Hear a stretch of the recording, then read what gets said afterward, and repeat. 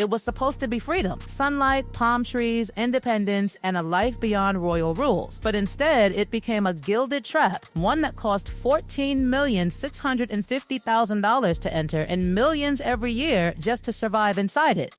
And there was so much arrogance. I mean, they didn't need to spend that much money on a house. They didn't need a house that big.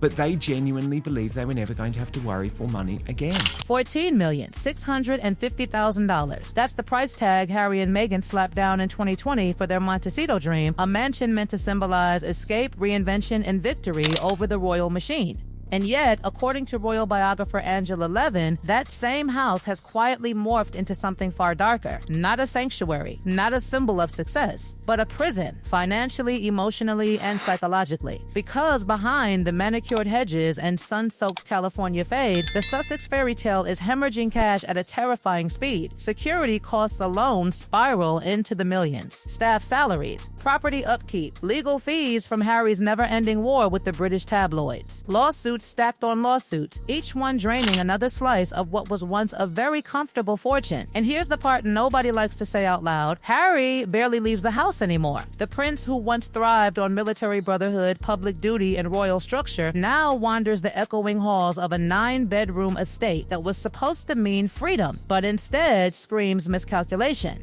The irony is vicious. The man who fled a trapped life inside the monarchy now lives trapped inside a mansion he can't afford to walk away from. This isn't a rough patch. This isn't a temporary dip. This is the slow-motion collapse of what was marketed as the boldest reinvention in modern royal history. When Harry and Meghan stormed out of the UK in early 2020, they didn't just leave, they departed with absolute certainty. Certainty that Hollywood would bow. Certainty that corporations would throw blank checks. Certainty that their opinions, their grievances, their carefully packaged brand of progressive royalty would command Netflix-level money forever. They believed the world would pay endlessly just to hear them talk. What they didn't understand was the fine print. Those deals required something radical, content people actually wanted to watch, not sermons, not grievances, not recycled victimhood. And now, as those deals dry up one by one, the house remains and the bills keep coming with ruthless consistency. She spends money like water, really. £4,000 for a dress or, a handbag or something like that. She's just eating away at money. The mansion itself tells the real story. 9 bedrooms, 16 bathrooms, a tea house, a children's cottage, rose gardens, luxury stacked on luxury. They bought it at the peak of their perceived power, flushed with confidence after signing Netflix and Spotify deals rumored to exceed $100 million combined. But confidence doesn't pay invoices. The income streams that once justified this lifestyle have thinned to a trickle, while the expenses roar on like a runaway train. And Angela Levin's description of the property as a prison cuts deeper the more you examine it. There's the financial prison. Selling the house would be an admission of failure they cannot psychologically accept. There's the geographic prison. Harry marooned thousands of miles from family, friends, and everything familiar. And then there's the psychological prison. The creeping realization that the freedom they chased has morphed into captivity with better lighting. Every public appearance now smells faintly of desperation. Every new venture feels like a last roll of the dice. Harry reportedly spends his days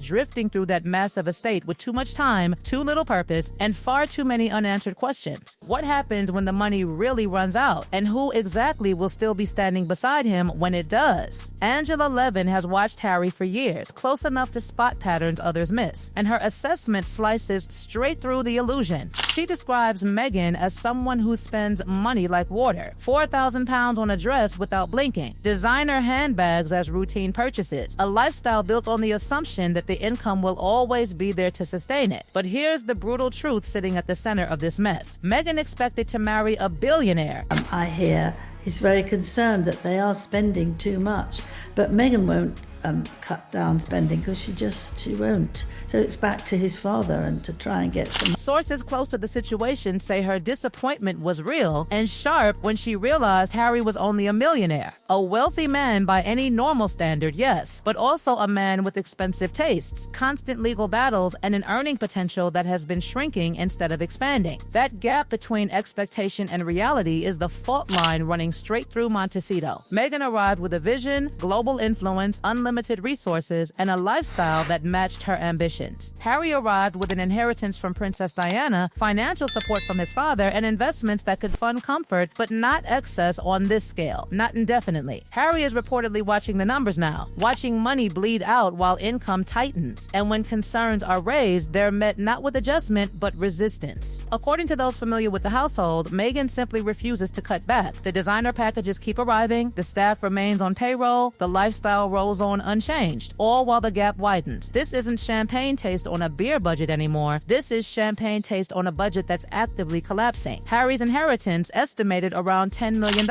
His allowance from Charles reduced, possibly gone. Spotify, dead. Netflix, diminishing returns. The math doesn't care about branding, ego, or denial. Eventually, reality collects. Harry was charging $50K to $100K per speaking engagement, and now he is charging as little as $325. Oh, how the mighty have fallen because he don't have no job. None of these people work. And the question hanging in the air is chillingly simple. Is Meghan capable of adjusting at all? Everything about her public history suggests she doesn't respond well to limits. Her entire narrative has been built on deserving more, being held back, and ultimately triumphing once given the right platform. Now that she has that platform and it still isn't enough, the destabilization must be enormous. So what happens when a prince who once charged $50,000 to $100,000 per speech is now reportedly accepting gigs for as little as $325? That's not rebranding, that's panic. Harry is now monetizing the last asset he has left, his name, standing behind podiums, selling proximity to royalty, and talking about himself to whoever will still pay. And the irony borders on absurd. He's booked as a keynote speaker at a global privacy summit, a man who has spent years exposing private family conversations for profit, now lecturing professionals about privacy. The hypocrisy writes itself. And while Harry sat in court in London lamenting how his life had been commoditized, Meghan was back in California doing exactly that, posting images of him and their children online to maintain relevance. One hand condemns, the other cashes in. The disconnect from reality is no longer subtle. It's structural. And this is where part one leaves us, inside a mansion that feels less like a dream and more like a holding cell, with money draining, credibility collapsing, and desperation tightening its grip. And here's where the unraveling stops being quiet. Because when desperation sets in, it doesn't whisper, it leaks through rushed decisions, sloppy launches, public contradictions,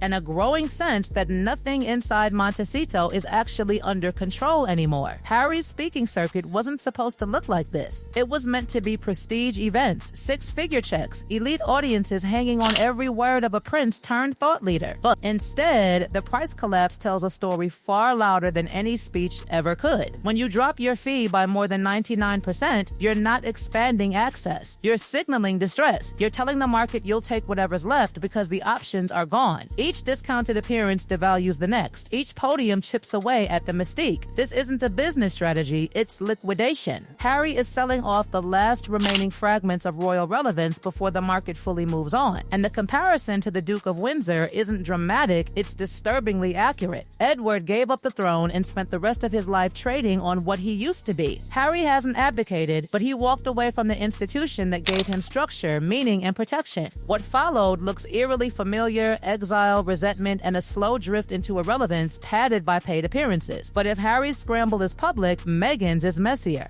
Because while he downsizes dignity, she tries to manufacture status. The as-ever brand was supposed to be her triumph, proof that she didn't need royalty to succeed. And yet what emerged looked rushed, amateur, and strangely empty. Valentine's promotions that felt like first drafts, graphics that screamed last minute, blurry text, off-center layouts. A brand built by someone who claims obsessive attention to detail, releasing visuals that suggested nobody qualified was left in the room. Critics didn't nitpick, they recoiled. And then came the pricing. Bundles that cost more than buying items separately. A basic business failure so glaring it raised an uncomfortable question: is anyone actually running this operation, or is Meghan doing it all herself out of sheer panic? Then came the product defects. Candles without wicks. Let that sink in. A candle that cannot be lit. Customers paying premium prices for decorative decorative wax and being told, essentially, tough luck, no refunds, no accountability, just silence, followed by aggressive fan backlash toward anyone who dared mention the flaw. That's not brand loyalty, that's cult behavior. And when pointing out a manufacturing defect gets you attacked harder than criticizing global pop stars, something has gone deeply wrong. Worse still, the refusal to issue refunds tells you everything about the mindset at work.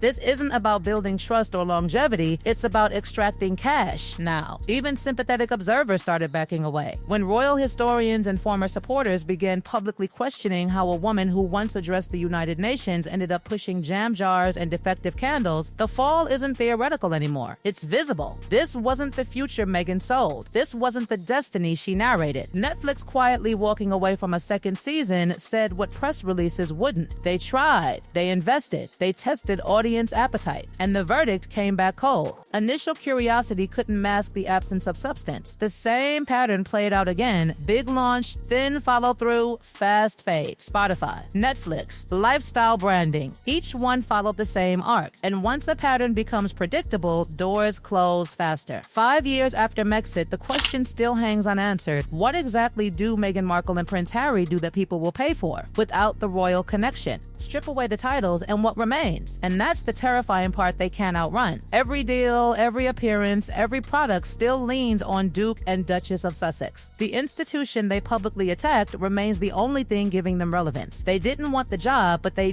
desperately want the benefits. That contradiction poisons everything. Harry, meanwhile, is caught in a vice. On one side, a wife whose control over his life appears total, from spending to scheduling to public image. On the other, a family with resources and stability that could help him, but only at the cost of accountability, apology, and humility. And Harry seems incapable of choosing either. Reports suggest he still believes his father should step in, fix it, restore security, smooth finances, reopen doors, as if blood alone erases betrayal, as if publishing spare, monetizing grievances, and torching family privacy should carry no consequences. That's not reconciliation, that's entitlement. Harry's dilemma is brutal. Side with her and reconciliation dies completely. Push back and risk domestic fallout that he clearly fears. So he stays frozen, choosing slow decay over decisive action. The contrast with Catherine couldn't be sharper. Same scrutiny, same pressure, completely different outcomes. One adapted, one endured, one built quietly over time. The other demanded immediate transformation and fled when it didn't arrive. Even on issues Harry and Meghan claim as their cause, child safety, screen time, the credibility gap is glaring. Warning the world about social media dangers while posting your own children online for brand relevance doesn't inspire trust. It erodes it. Everything now carries the weight of broken promises. Privacy promised, publicity delivered. Purpose promised, lifestyle content delivered. Independence promised, royal titles monetized. They didn't escape scrutiny. They amplified it. They didn't gain freedom. They lost direction. They didn't build fortune. They burned bridges. When every premise collapses, even a mansion becomes a cell. When grievance becomes a business model, relevance expires fast, and when the money runs thin, the truth gets loud. This isn't persecution. This is consequence. And the most devastating part? There's no villain left to blame. Only reflection staring back from polished Montecito windows, asking how freedom turned into fear, and how a fairy tale collapsed under the weight of entitlement, under the weight of entitlement, under the weight of entitlement, under the weight of...